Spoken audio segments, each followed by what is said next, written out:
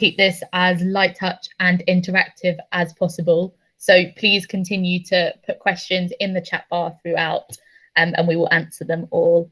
So as a little bit of an overview, I know some of you have said that you have already applied, already got offers, and that's great, amazing. So the first half of it is possibly not so much kind of tailored at you, but then the latter half of the presentation will be.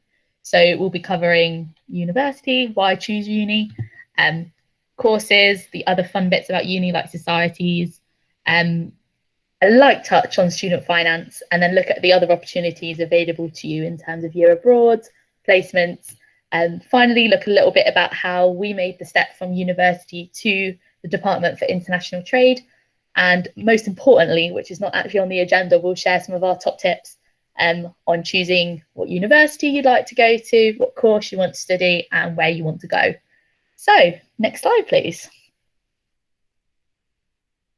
So firstly, hi, I know I've already introduced myself before, but I'm Megan. I work in the Department for International Trade.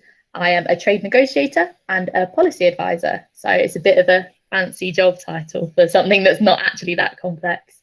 I'm originally from Leicester, so in the Midlands, and those of you who are football fans will know where Leicester is. I studied A-levels and did maths, history, English literature and politics. I too went to a very similar college to you guys, like an inner city, huge college where there's like about 2,000 people doing the A-levels. So yes, I can kind of relate to that experience a bit. I then came down to London, where I live now. I studied international history, which is kind of like political history and a lot of modern history at LSE, so London School of Economics, which is in central London. And I actually was in halls in Angel, and so I was literally around the back from where your college is. And then I started in my role in government after I graduated. So that's a little bit about me. So David, do you want to introduce yourself? Yeah, cheers, Megan. So I'm David. I'm also in Department of International Trade, and I'm a statistician, so not as exciting as Megan. But yeah, I do a lot of like analysis on economics, statistics, etc. In particular, a lot on like COVID stats, which is quite cool. I'm from London, northeast London, and I studied economics, history, English lit, and maths at sixth form in northeast London. And then I went on to study economics at the University of Leeds, and I did a year abroad in Brisbane in Australia at the Queensland University of Technology. And this is my second role since university, so I didn't start straight into government. Yeah, but that's not important. So I'll move on. There we go. It's incredibly important, David. We want to know all about your story to how you got here today. And so firstly, it's kind of a bit of a rhetorical question, but there is a really, really, really large misconception that nobody from university is from a working class background. But actually, next slide, this isn't the case. There's more students from a working class background now than there kind of ever has been. And one thing that is really, really important is that a lot of us are in the generation where we are the first person in our family to attend higher education in terms of university. So, for example, I was the first person from my family to leave Leicester to come to uni.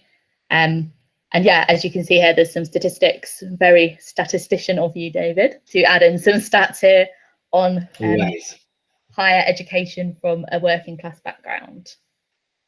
Next slide, please. I think also it's really easy, and I know I've been guilty of it before, is to kind of perceive university students as being, you know, white, privileged, largely male, and from good schools who therefore go to good universities, but that's really, really not the case. 91% of full-time undergrad students went to a state-funded school or college, so like myself and you. 24% of students in higher education are from a BAME background, and 14% of students in higher education have a known disability. So whether that is a disability that is kind of visible, like a physical disability, or, for example, a mental disability. There is a lot more representation than immediately meets the eye, and hopefully we're here to myth bust some of these kind of preconceptions of what a university student actually is. Next slide, please. So I moved from a relatively medium-sized city to London, and I didn't know anyone. I had no idea, and kind of just rocked up and thought, oh my God, there is a huge city and I know no one. But that really, really was only the case for about a minute. Universities are more than ever really, really, really put an emphasis on making a community for you and your fellow students. So whether that is through kind of societies, events, there's something for everyone. So for example, I know Freshers Week is quite a kind of a notorious week, but there's now a real emphasis on making sure there's events for everyone. So there are kind of more party style events, and there's also events that kind of focus on staying in and finding people with shared interests.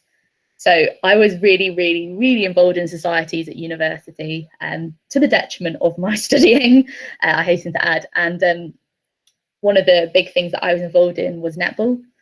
So I just played netball more than actually probably studied, which is a good and bad thing. So it enabled me to make so many friends, and a lot of my lifelong friends and the girls I actually live with are all from the netball club.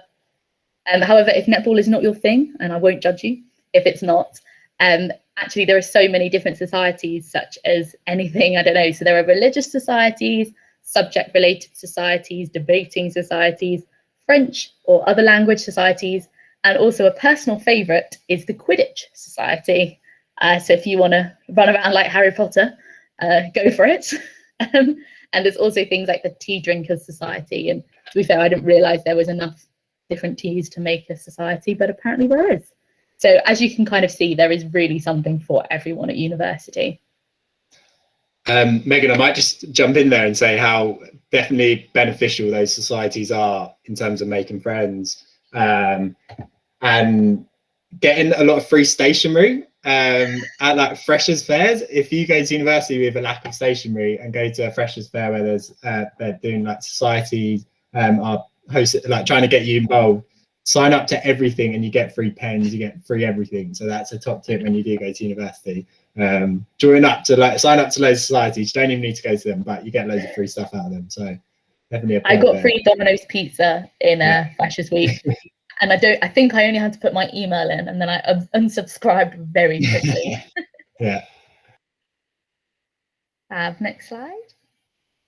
So finding the right course. I think actually a few people have already asked, how do you choose what course is right for you? And I really think there's not kind of, and it's really annoying when someone's like, there's not a right or wrong answer, but there really isn't. I think, you know, you need to really, really decide on some key factors when you're choosing your university. So, for example, which university looks good in terms of, you know, have you been? I know obviously in COVID that's a little bit tricky, but, you know, is the university in a city? You know, do you want to be in a city? Is the university somewhere that's like a campus? So somewhere like Nottingham or Warwick, I know are very campus based, so they're not directly in the city. And I know a lot of universities are doing virtual open days, so you can kind of get a feel for where they are. And I think that is a really, really important thing to establish, because in a kind of city focused university, you know, you'll be all over the place in halls in different places, have your buildings not necessarily near each other. Whereas a campus university, you all are kind of enclosed in kind of a bit of a bubble, which for some people is great, some people it's not so great. For me personally, I was desperate to be in a city. I applied to London, well, not the University of, but, you know, uni in London. I also applied to Leeds, where David went, and Bristol. That were a couple of the ones I wanted to go to, because I wanted to go somewhere where I was in a city. And what about you, David? Was that important for you? Yeah, 100%. So similar to you guys, I was already in London, and as great as London is, I think when you get to the age of like 17, 18, I think I felt a bit trapped, like I hadn't seen much anything other than London. So I think that was definitely quite important for me to migrate away from London for a few years. And I definitely wanted that city vibe, like making sure that I was close to everything. That was something that I thought was quite important, and potentially because coming from London, something that I valued. I went and saw places like Nottingham and stuff, which were very campus based, and I think it's really nice. You do get a really good feel. You get a really good atmosphere when it is a campus, because everyone's together. Whereas somewhere like Leeds, it's campus based, but it is also in the city, so you get that sort of mix between campus and city life. And so yeah, definitely something to consider for sure, because if you do want to be in the hustle and bustle of things, you don't essentially want to go to a campus university. If you don't really care about that, then campus unis could be the best thing for you. Yeah, fab. I think that's a really, really good reflection, and one that I kind of, a big question I asked myself at the start was, you know, where do I actually want to be? But yeah, London was where I wanted to be, so I was coming to where you all already are. I think then the next thing, once you've kind of decided on what sort of universities you're interested in, it's then important to understand, you know, what subjects do I enjoy and which would I want to study at a higher level. I think you need to kind of have a really quite honest conversation with yourself here, because, you know, you're going to be studying something for 3 years and it sounds really daunting, but if you choose a subject that you enjoy and that you're good at, it won't feel like a chore. I think a lot of people will often feel pressure, whether that's from family, friends, teachers, or even themselves, to do a subject that directly kind of leads to a career, or, you know, a subject that is seen as kind of good.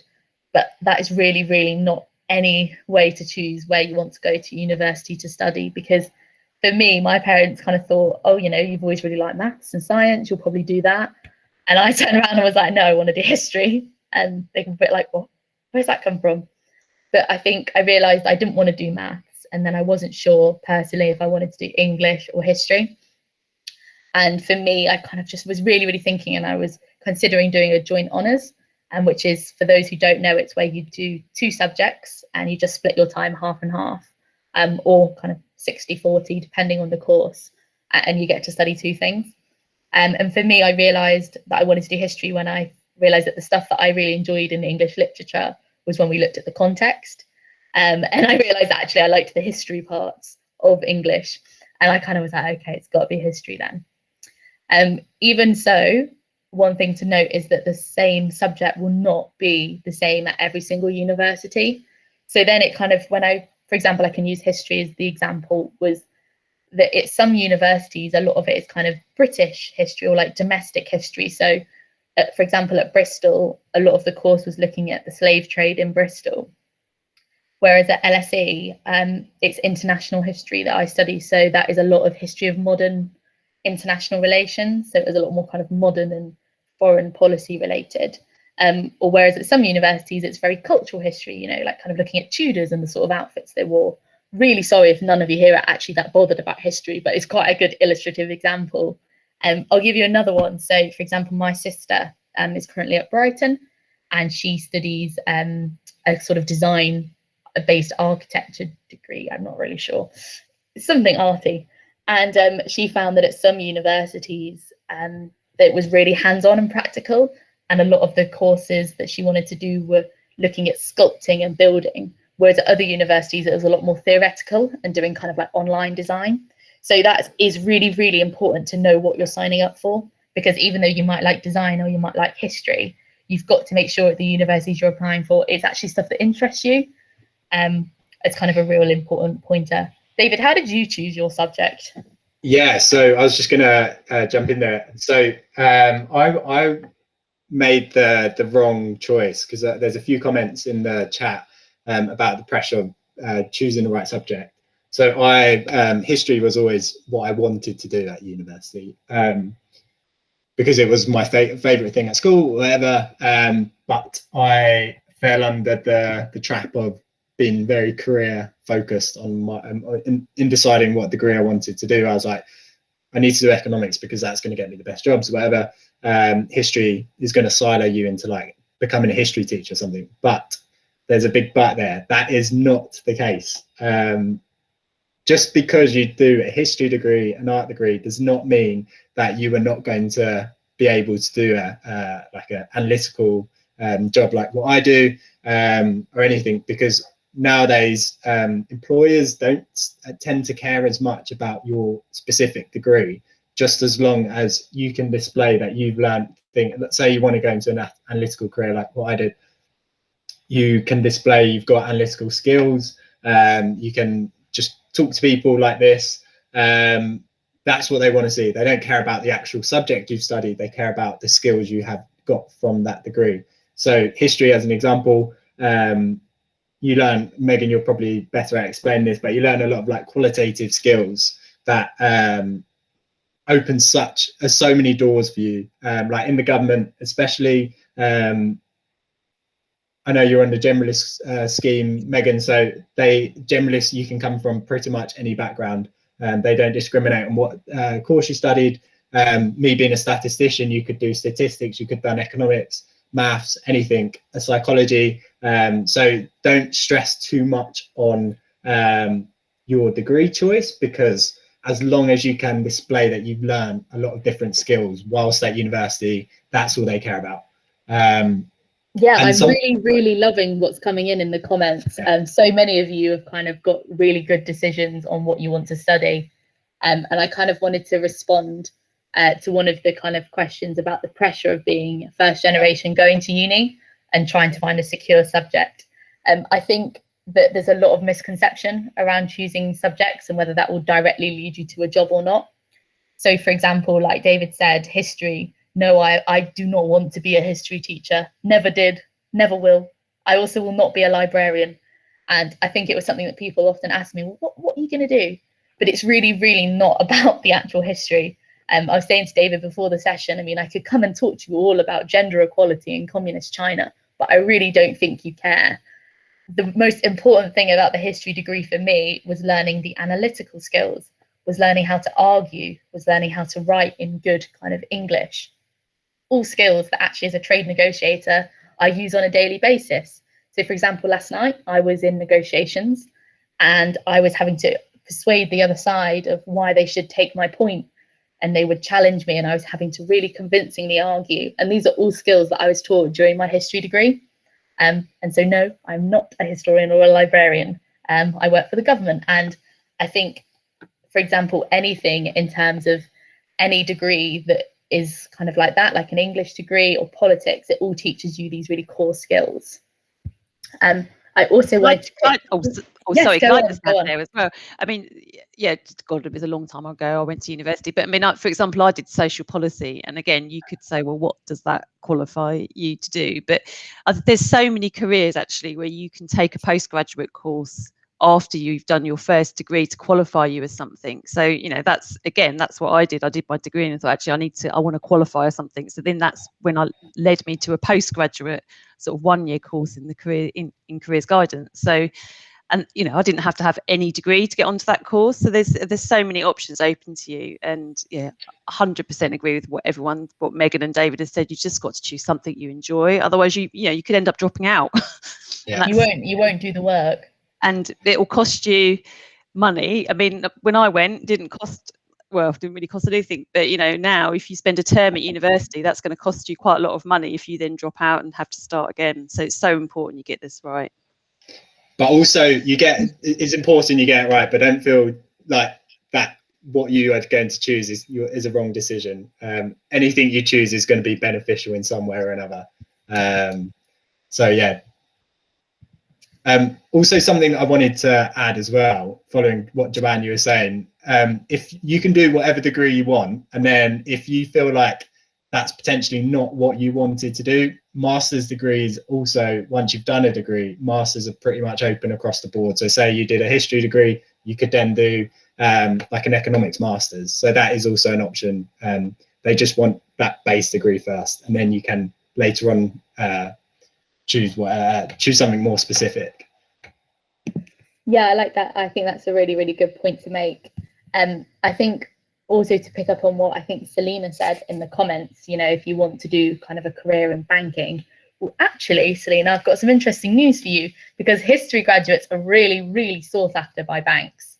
And that is not, I'm not kidding you, because you've got those analytical skills and a lot of the numerical stuff that you have to know to work in banking or accounting or in that sort of career.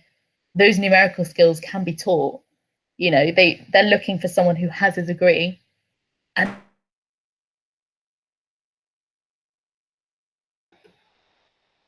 I said, have you lost Megan as well? Megan's frozen. No worries, but I think what the point Megan was making was about like banking. it is not going to, you're not siloed into, no, sorry, history, you're not siloed into just becoming a historian. Banks, they love you. The government love you. All big companies will take with any sort of analytical background nowadays. So yeah, don't feel huge amount of pressure. That's, I mean, that applies to what I said. I mentioned there about geography being one of the most employable degrees, and it's the same, the same reasons really. You just get so much from doing a degree in geography. Oh, she's Megan, back. We're back. I have no idea where I went. I was clearly getting that involved. We finished your sentence for you. Teamwork, amazing teamwork.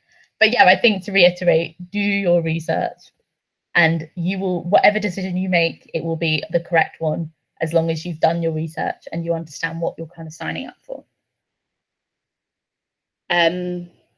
Yeah, talk through your options with a friend, a careers advisor, with parents, with guardians. All these sorts of people know you better than you probably know yourself, and will be able to kind of help you and know if it's the right decision for you. Or likewise, they will just support you in whatever you do, and it's quite nice to have a bit of confidence instilled in you from your friends. And yeah, so we just spoke recently about careers and stuff, so don't necessarily worry about it, but also, if you want to be a doctor, I would suggest you do medicine, because otherwise you're not going to be a doctor. Yeah, I was going to say that. If you want to do veterinary science, as a degree, because you want to become a vet, as a historian, I cannot be a vet. But yes, to work for the government, they take most degrees. Saying that though, I'm just going to blow that theory you just said then. I have a friend who's got a history degree and then got into the graduate entry medicine. Okay, there we go. You can still do it. It's a bit risky, but yeah. I'll quit my day job to pursue my career. Next slide, please. Okay, we'll kind of just quickly skim over this, because I know a lot of you have already applied and you've clearly got a lot of help with this at your college. So UCAS, just like we said, make sure, use the resource that is the UCAS online, because they will help you kind of signal you in the direction of different courses, different universities to have a look at. But yeah, do your research is all I'd say. Next slide. I'm gonna pass it over to you, David. Yeah, so the fun bit, student finance, all that sort of stuff. Again, we won't spend too much time on this bit, because I know you've probably already had these conversations, or say the year 12s, you will be having these conversations. But I think the main point to make here is that university, it is an expensive thing, but we don't have to pay for that service for a very long time. All we have to really pay for is nights out and things like that, if you want to go on nights out. But again, we get paid to go on nights out with our maintenance loan. So I will quickly speak through this. So student loans will cover, so basically I guess because we work for the government, but the government, will cover the entire cost of your course. You do not need to worry about the cost of your course at all, because that is covered. The next thing to note is maintenance loan. So that is basically what you're given from the government as to live on. So this can range from, depending on your family income, this ranges. So it can be up to £9,203 a year, or up to 12,000 if you were living in London. So there is a London allowance, because obviously London is a lot more expensive to live. But that is something to note. So this could range from, some people might not even be entitled to a maintenance loan if their family income is quite high. Other people can get up to the maximum, which is 9,200. And this is a loan. You will have to pay this back, but just enjoy it. I think that's what this maintenance loan, because it's basically free money and it's interest free, I think, up to a point. So yeah, enjoy it. You can actually look on the government website to calculate what sort of maintenance loan you are entitled for. But yeah, so the government do help you. They do want you to go to university, because this isn't, having a degree is really beneficial these days. So don't there is often a worry about financing whilst at university, and it's completely understandable. And some people's situations are very different, but there is support for you. There's things like grants. University give grants, the government give grants. So this basically you'll get additional money on top of the maintenance loan, which you do not have to pay back because it's a grant. So you can again look online whether you're entitled to these. I know factors such as like family income, again, single parent homes, you can really apply for this extra additional funding, which really does make a difference. So definitely do your research, look into what you're entitled to, and make the most of this financing. Additional finance, yeah, as I just said, so specific grants, scholarships. Scholarships are a big thing. You should look into degrees. I'm not sure if there's many these days degrees that you actually get for free, because obviously, say, I think medicine, I think you get a couple of years free to study medicine. I know teachers, as in PGC years, they actually get paid to go to university, things like that. And also part-time jobs are definitely available as you're studying, especially in your first year. You have a lot of time. You can take on employment. Weekends you can definitely work, but you've definitely got to find that balance between your university life and employment. You can't really work a full-time job and study full-time. You can definitely look to split your I know you can do a part-time university course if you do need to work, if you do need extra money, that is available, but it just means your degree is a bit longer. I think it's like 5 years rather than 3 or something. It completely depends on the degree and the university, but there are things that are available for you. So I'm just seeing, yeah, I know uni students definitely have it worse now. It's £9,000 for online lectures, but hopefully, but by the time you guys are at university, things may have calmed down. Obviously, don't want to make any judgments, but don't stress too much about that, because what will be, and you will get a good degree regardless of coronavirus or not. Just make the most of the opportunity. I know I shouldn't really go into all of that, but yeah, coronavirus is added stress to people. But yeah, I was just gonna, so I'll just put my little hand up, but I was also going to say that, so at City in Islington, there's little pockets of money quite often that we can, like for example, we've got a partnership with Leicester University actually, and every year we're able to select one student to receive £3,000 a year for the entirety of their degree. And there'll be other partnerships where we've got that opportunity as well. So when it comes to it, it's worth obviously talking to us in careers and seeing what partnerships we've got. Yeah, 100%. Definitely do your research if that is a concern of yours. Even if it's not a concern of yours, you might be entitled to money that you didn't know you were. So definitely look into it. And yeah, definitely is a lot harder to get a job these days. But where there's a will, there's a way. Just keep doing your research, look into things. If it's not the right time for you to go to uni this year, maybe look to defer. There's all different opportunities available for you. So you could work for a year, save up, and then go the following year. So yeah, just do your research, have a big think, and as Megan was saying, speak to people, etc. And then just a bit on paying back that student loan. So student loan, you will never ever notice that you are paying it back. Me and Megan, we're paying it back now, and it's only about £10 a month. Honestly, that goes out of our paycheck, so you don't even notice it. So just the maths behind it. So repayments only begin when your income is over £511 a week or 2,214 a month. So that is about when you're on a 26k job. And then once you're over this threshold, 9% of your income goes towards repayment. But honestly, you do not notice your student loan going out. And after 30 years, your student loan will be wiped if you have not paid it back.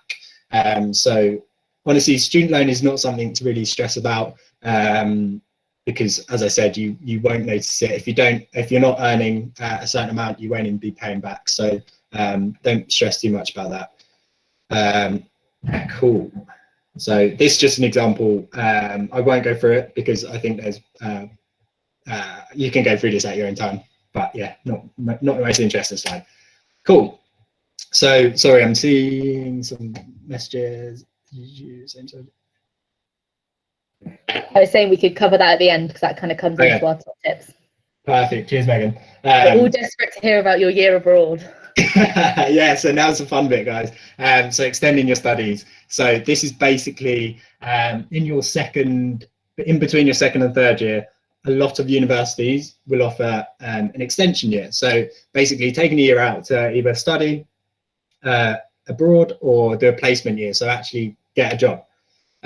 So I did a year abroad and it was the best decision I've ever made. I think especially by the time you guys will be doing your years abroad and things like that, that'll be in like 4 or 5 years time. So hopefully things like coronavirus has calmed down and travel will be allowed again, fingers crossed. But so this is something I would really recommend looking into. Research whether your university offers a year abroad or placement year option, because a friend of mine, he went to Birmingham, he studied quite a niche degree, and he was not allowed to do this, do a year abroad, because how it works is you have to swap, so it's an exchange. So if I use the example of my university in Australia, I went there and they sent someone over to the UK. So it's like a swap. So there needs to be a eligible swap with that degree. So economics, most universities studies economics. So there was a lot of options in terms of exchange universities. Whereas my friend who did quite a niche subject that no other university did, he was not able to do that exchange because no other university offered that. So really look into whether or not you want to do something like this, because you don't want to limit your opportunity before starting. So I'll start with placement years. So a placement year is basically a year of working. So all big companies, the government, they all offer a placement year in your second and third, between your second and third year.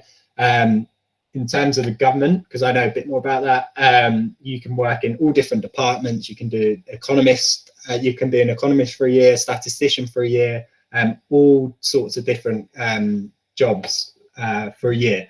And it is so beneficial because you can get offered a grad scheme before you've even finished your degree. Because let me tell you, applying for grad schemes in your final year is hard work. So if you can get a grad scheme before you've even finished your degree, that's great. You get paid for a year. So going back to uni in final year, you were loaded compared to me who had no money because I'd been abroad for a year. So that is a big plus. If you want to earn for a year and get that experience of being being employed full time, definitely look into this. It's something to talk about on your CV. If you don't want to stay in that company that you worked for a year, you are so much more employable because you've already got that step above people who are applying come final year. Is it easy to get into placements? I'm going to say it depends on how hard and how hard you try, because it is, I wouldn't say it's easy, it's definitely very competitive, because a lot of people do a placement year. Especially in the big players like the government, EY, Deloitte, they're all very competitive. And so definitely just apply to as many as you can. I think after finishing uni, I applied for 65 jobs before I got the government. So that's after university though, but in your placement year, you probably won't apply to 65, but just be aware that it's not an easy process. You might get really lucky and get one straight away. It might take you a few attempts, and that is completely fine. But it's all about being resilient. If you get knocked back, don't worry. You can just finish your final year. It's not a huge deal. So yeah, if you have any specific questions about placement year, put them in the chat. I'm just very conscious of time, so I'm just going to quickly talk about placement year abroad. Sorry. So just a few pictures to make this a bit more interesting. So I studied at Queensland University of Technology in Brisbane for a year, which is just above Sydney. It's not one of the biggest cities, but it's pretty big. This was actually my university there, which is like along the river, and that's the city of Brisbane there. And it was honestly, I would say, the best year of my life. for a number of reasons. Number one, with Australia, their summers are flipped wise. So currently they are in the summer, it's like 40 degrees out there at the minute. They're living their best lives. They're not even in lockdown.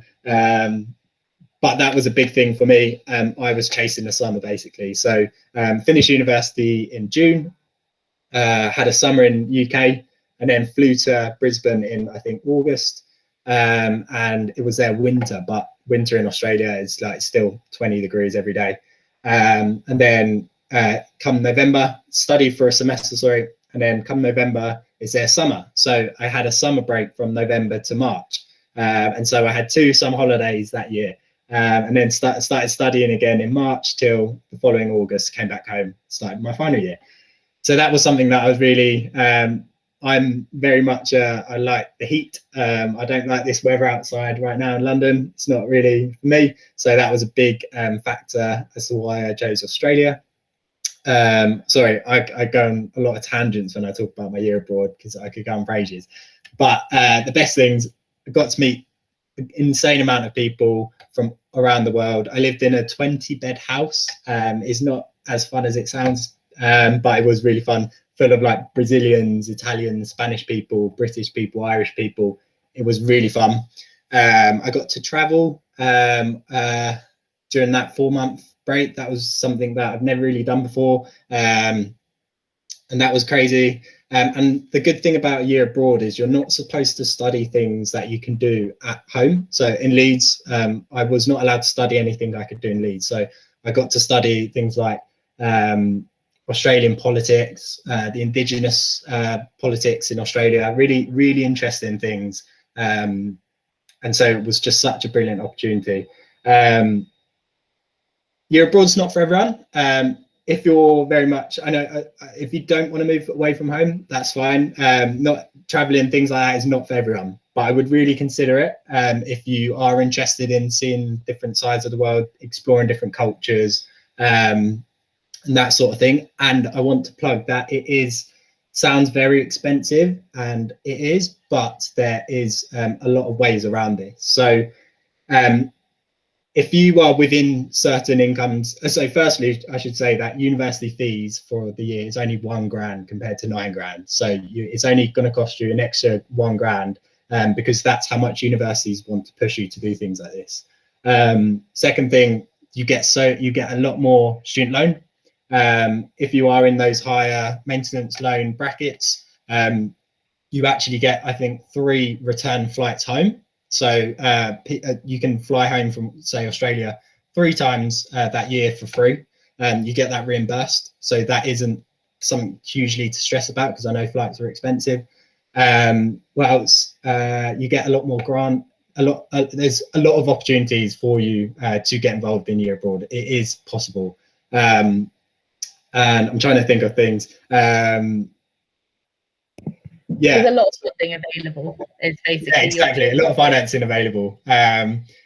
Oh, I wanted to plug about Erasmus. I know Erasmus scheme was something that used to run pre-Brexit, which you could go to anywhere in Europe and you actually got paid to study in Europe. You got a grant, monthly grant. And I know they're changing that to something called the Turing, after Alan Turing, that scheme. I'm not sure what that consists of yet. I don't think anyone does.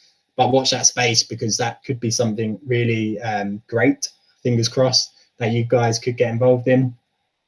But yeah, definitely consider a year abroad. I put some pictures of some animals that I saw in Australia just to fit that cliche of Australia. So there's kangaroos there, koalas, a big spider. That doesn't look very big, but that was a big spider.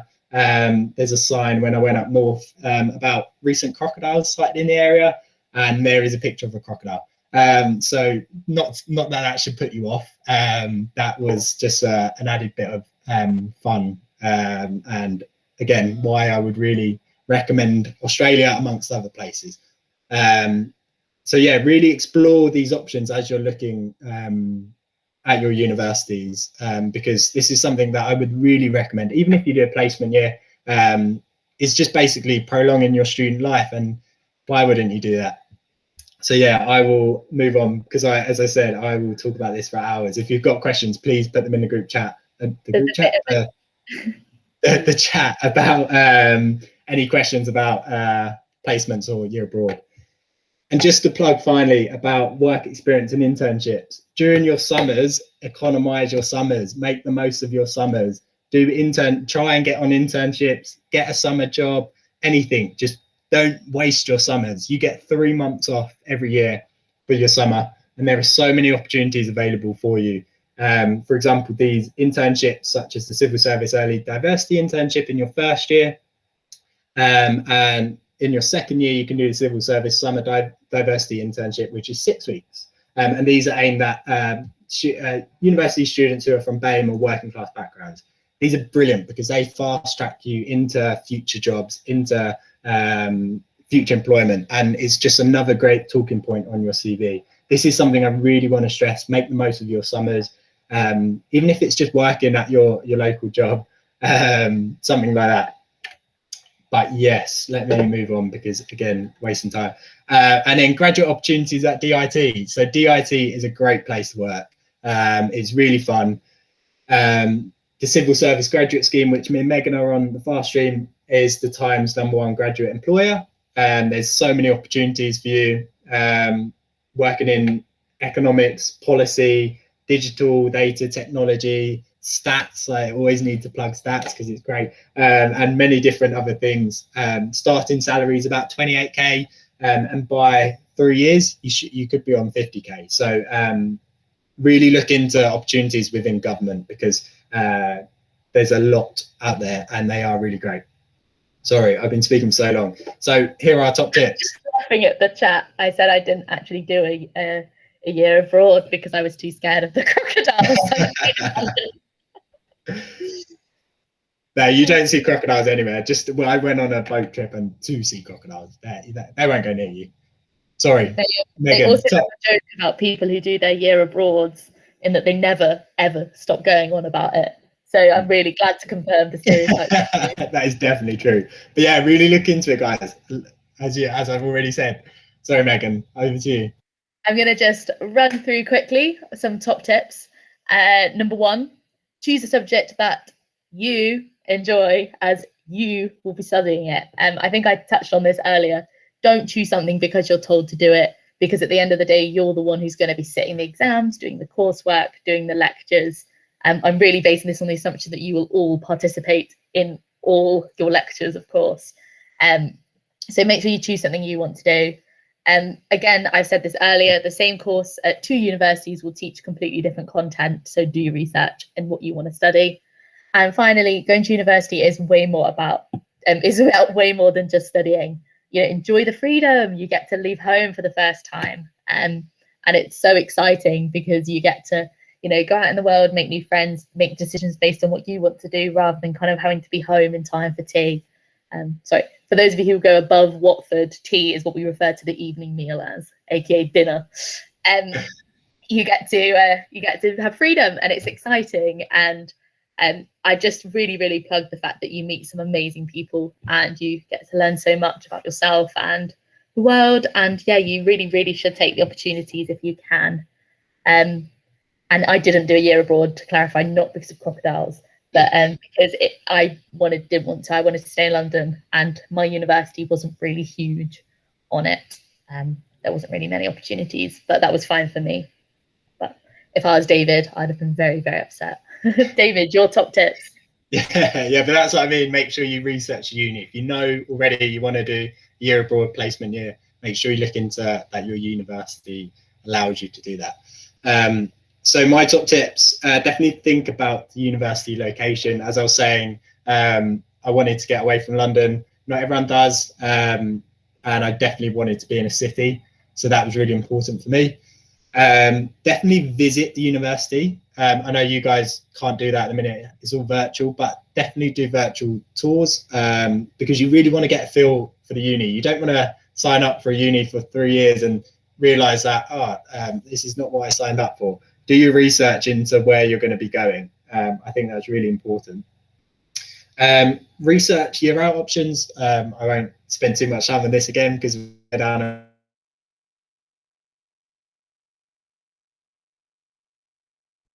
lead you into a particular career. Having a degree is the important thing. Sorry, I'm reading two things. So yeah, just make sure you're looking, you're not siloing yourself into a particular career and only focusing on that. You can get into anything these days. And then economize your summers, as I said, do internships, get a job, things like that. Just build your CV build your CV now. It's important to have things to talk about, to network, to call on people later down the line. I didn't make the most of internships, and I really wish I had. It would have made the whole getting a job a lot easier. So yeah, economize your summers.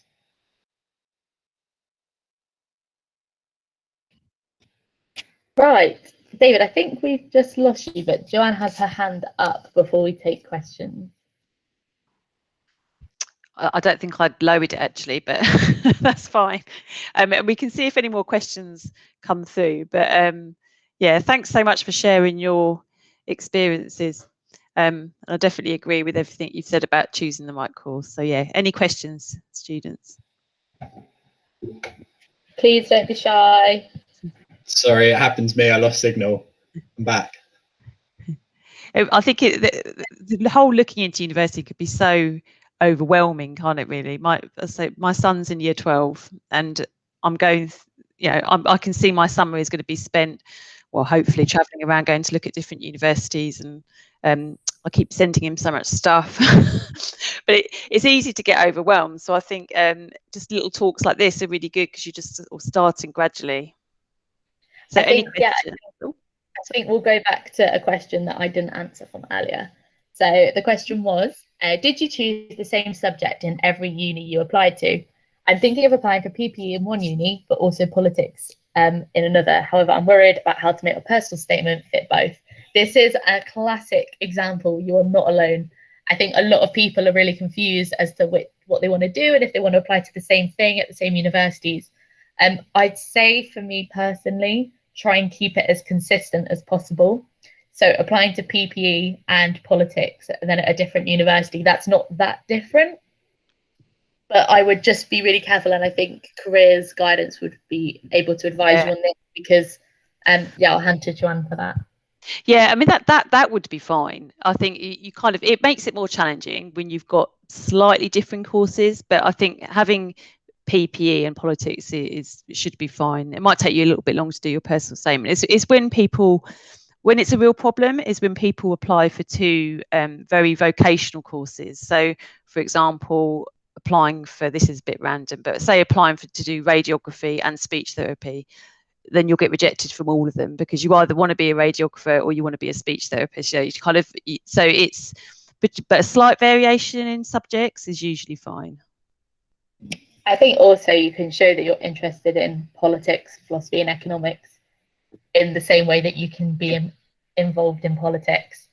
And a really classic example is not knowing whether to do history or international relations, which was why I ended up doing a degree in international history because it's kind of a bit of both.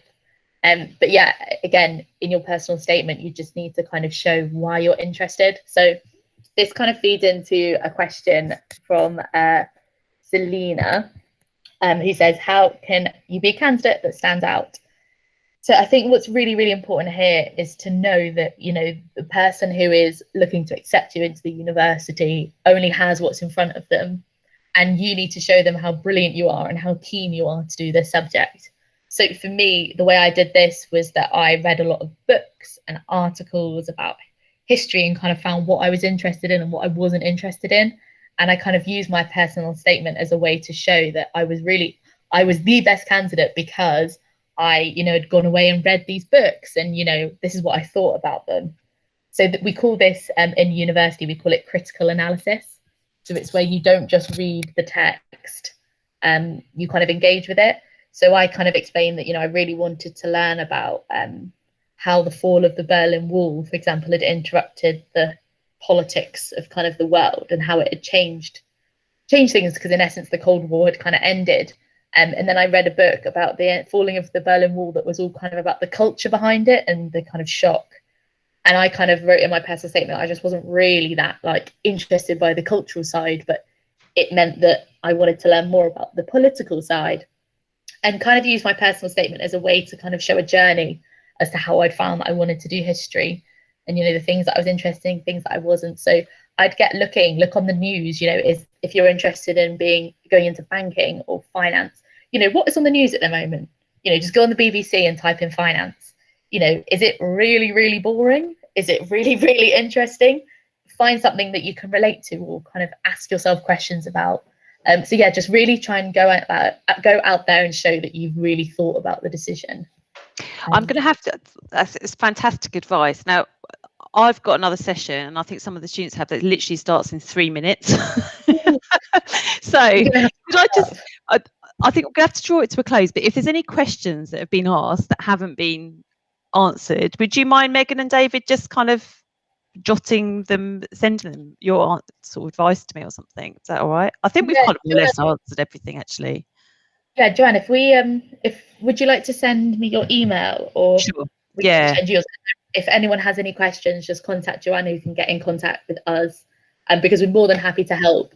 And I really hope the session's been useful for everyone. It has been so useful, yeah. Thank you so much, David and Megan, for it's always interesting to hear how other people make decisions. Definitely, there you go. Lots of helpfuls, and thanks.